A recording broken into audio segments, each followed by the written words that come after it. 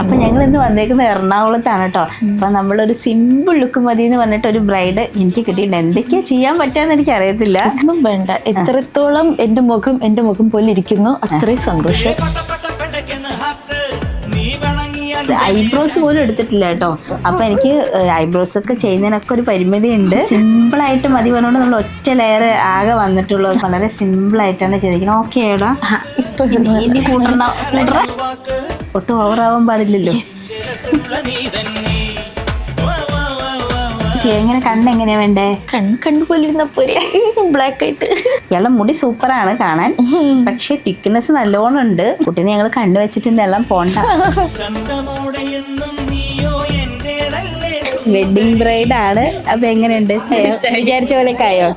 ഇത് എന്റെ ഇഷ്ടത്തിന് വെച്ചതാട്ടോ. ഇത് ഒരെണ്ണം പുള്ളിക്കാരിക്ക് വേണ്ടി.